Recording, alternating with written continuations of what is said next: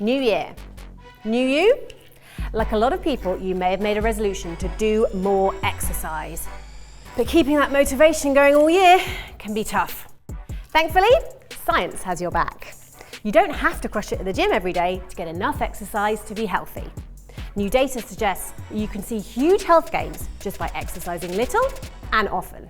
To start, it's fair to say that exercise is good for you. It cuts down your risk of death from all causes and protects you from things like coronary heart disease. And for many people, movement just feels great. But how much exercise do you need to tap into the benefits? Some of the recommendations you might be familiar with emerged from data gathered in the 1980s.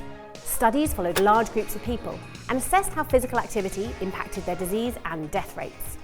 These suggested that you could reduce your risk by doing 150 minutes per week of moderate activity.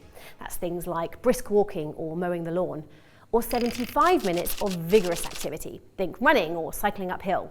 But a lot of these data are based on self-reports of how much exercise people are doing, which folks tended to overestimate. Now though, scientists are getting a lot more reliable data from these.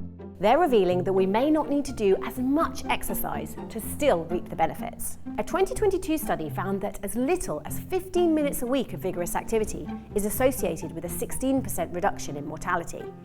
And another study showed that short 2-minute bursts of activity 3 times a day could reduce mortality by around 38%. And this didn't mean breaking into a sprint.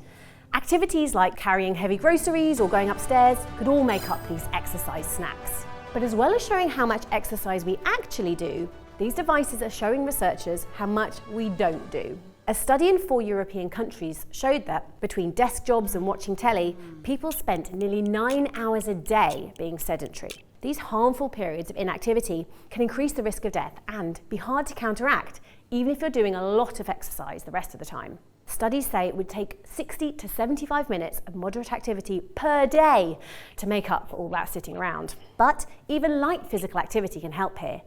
Getting up and going to make a cup of tea, stretching or doing household chores all cut down on this sedentary time. So, should you be boosting your exercise? Well, if you're like a lot of people who work at a desk or otherwise sit for large parts of the day, being active more often is likely to be beneficial, but you may not need to hit the gym or sign up for a marathon.